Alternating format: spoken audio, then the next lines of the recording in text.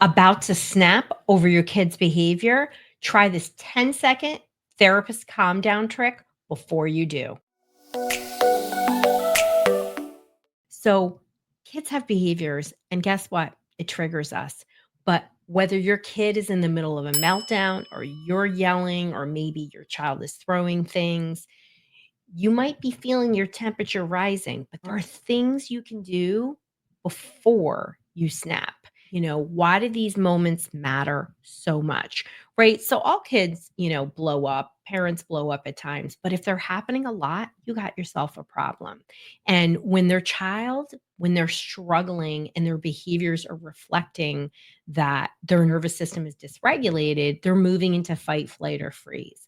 And the more they activate, the more likely they're going to activate again, and they get into this dysregulation pattern. And we move to a co-dysregulation pattern instead of moving to a co-regulation pattern. And that means you're joining them in this dysregulated state, and it only escalates the chaos. What actually breaks this escalation is your regulation. And being calm and regulated and kind and patient and loving is not a weakness. It's actually the strongest parenting tool you have. And we're not rewarding behavior. We're actually showing kids what we want from them, right? So let's talk about this 10-second calm down trick. This is what I teach people, what I've been teaching people for 30 years. And it's so important. And you don't need a pill. You don't need my magic wand. You just need you. And the first step is to reset yourself, right? Because if you go in hot, then you're going to dysregulate your kid. And calm is the cue your child needs to regulate themselves, right? So we're going to step back, both physically and mentally, right? Even a foot of space is going to interrupt the stress pattern. And when we give ourselves that physical and mental space of a pause, I call it the love pause, then our kids and you both have a moment to cool down. Even if your kid is still reacting, you're cueing them to de-escalate. You're going to inhale slowly and exhale even slower, because it's that exhalation that pulls you into a parasympathetic state.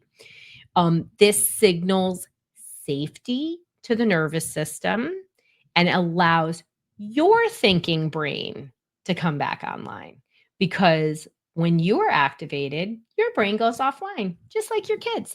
And you need to go in as calm as possible. You're gonna pay attention to your body. You're gonna drop your shoulders. You're gonna loosen your jaw, and this will tell your brain the threat is over. And this all can happen in a matter of seconds to be ready, right? And you're gonna say in your mind, silently, right? In your mind, you're gonna say, like, this is hard. I'm not in a dangerous situation. I'm safe, right? My child is struggling. They're not trying to make me angry. I can be the calm in the storm. Whatever you need to say to yourself, remember, in the comms, the A is avoiding personalizing. So we've got to pull ourselves out of this activated state so that our nervous system can regulate, right? So we want to respond with intention, not emotion, because that is only going to cloud the situation. We might rescue, we might react, but those are not what we want, right? We often think our words fix the moment, but it's our energy that our kids respond to. If you reset your energy, your kid's brain will begin to follow. And the more you do this, the more their brain will react in this way, right? In this silent way, without words and reactivity. So, what does this look like in real life? If your kid is screaming about their homework, and instead of saying, enough, just sit down and do your homework, you're going to pause, you're going to breathe, you're going to reset. And you're going to say, wow, it seems like your brain is overloaded. Let's take 3 minutes and let's do some jumping jacks, or let's go outside for a minute, or let's walk Oliver, the dog, whatever, and then come back together. And you're telling them it's okay to dysregulate, but you're also telling them there's something you can do about it.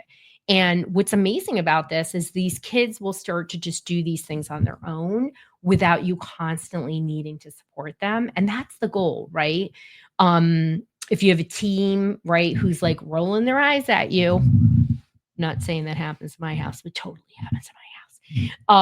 And they slam their door instead of, yelling, "Don't slam the door. We don't slam the house," right? You're gonna pause, you're gonna reset, and then say, I sounds like, I can see you're frustrated or maybe something's bothering you. I'm here when you're ready to talk. I mean, the thing with the teenagers is, you have to open the door for them and then you have to spend time with them.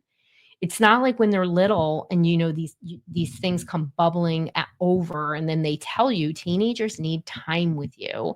And my favorite hack with teenagers is actually spending time with them, just doing something physical. You're out watering the garden together or you're at the grocery store. My favorite place is to capture their attention is the backseat of the car. But when you move, the lips move. That's what I found with children of all ages. And it just kind of organically comes out. But teenagers, they got a lot going on. And it's developmentally normal for them to be crabby at times, but it doesn't mean we tolerate it. We have to create a loving space for them to be able to talk, right? So, what do we not do, right? Is we don't lecture, we don't shame. When you're lecturing your kid, they cannot hear you. They hear like Charlie Brown's teacher, wah, wah, wah, wah, wah, wah, wah. If you don't know who that is, just watch it on Google, yeah, on YouTube. Don't take it personally. This is just behavior. And if your kid is just constantly doing this, you probably need some help, right? Don't rush the process. Regulation takes time. Learning new behaviors take time. There is no magic wand here. It is good parenting. It's role modeling, right?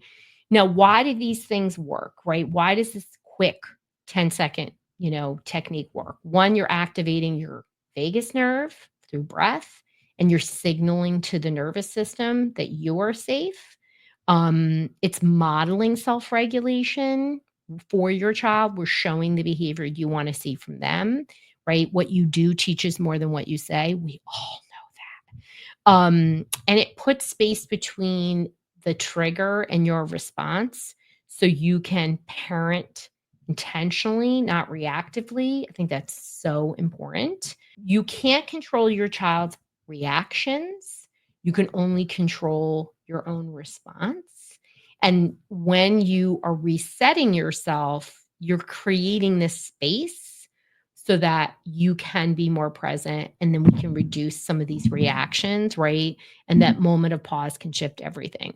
If you are looking for more support, go to drroseann.com/quick calm, one word. It's our short program that teaches you how to bring more calm and regulate yourself and help your child regulate in 7 days. It's awesome. It's based on our calms protocol. It's easy and it's very inexpensive. And I'm creating all these things to make more of a easier pathway because gosh, we're also overwhelmed. And I think we're increasingly a very busy society and we're dysregulating. So I hope this was incredibly helpful for you. And this is so powerful. All you need to do is do it and do it consistently. And I promise you, things will shift at home. More insights and solutions, will subscribe to our Dysregulation Insider and it will show up in your inbox every week.